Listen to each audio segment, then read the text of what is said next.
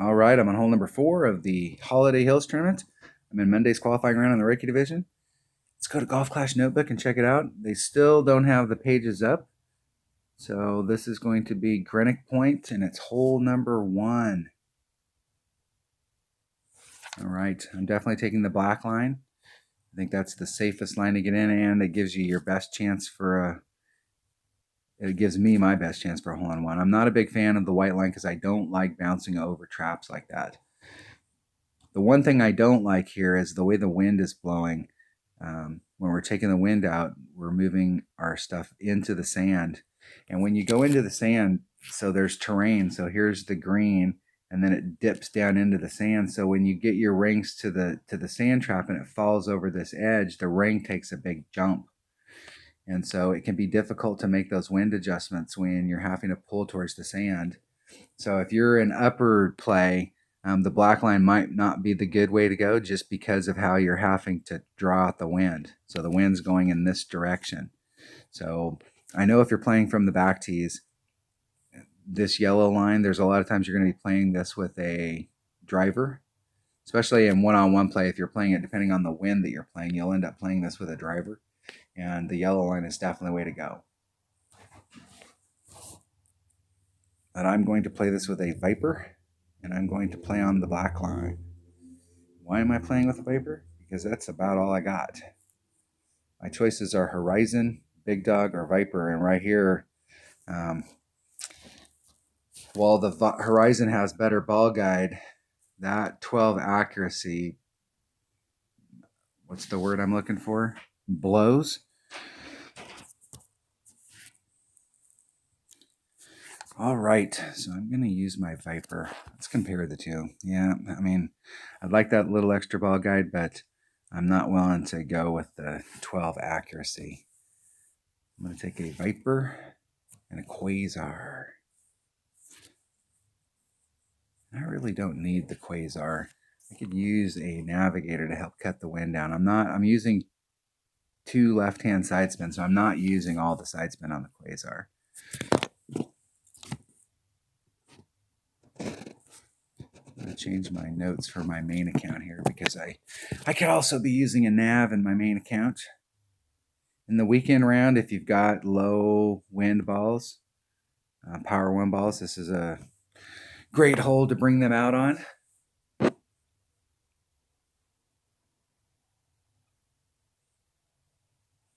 All right, here we go. Let's see if we can get a hole in one here. I go first. See what kind of stuff we got. I'm going to do 2 and 4.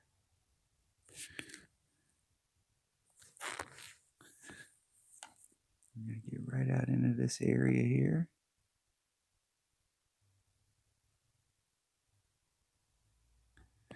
I'll leave myself a little bit of room.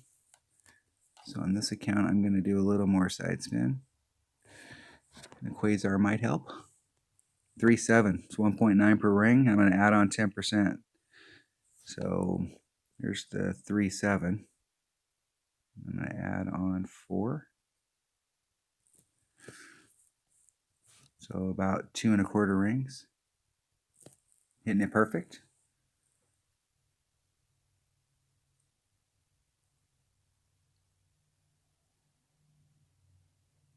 Like the distance. That little bit of change, the way that the ball guide looked like it was running, like it looked like it was going to go to the right. So I added on that little teeny sliver of side spin. And I probably, excuse me. I probably did not need to. Yeah, I've said it before. If you watch my videos, I'll say it again. If you're watching stuff and you've got lower developed clubs and your dream is to get better clubs, your dream is really ball guide. Ball guide changes the world. You could take all of these low level clubs with all of their crappy stats and give them all 4 ball guide, and they'd be awesome clubs.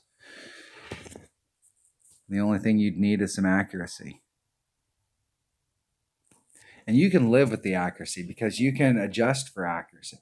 You know, you're not going to get some drops, and you're going to have to deal with some of these inaccurate clubs, but the ball guide is so club changing. I mean, it's the thing that changes these clubs.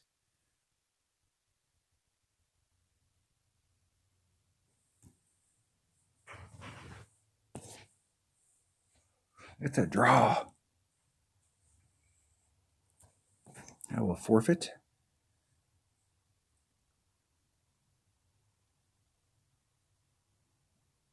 Don't want to waste any of my hole-in-ones on shootouts.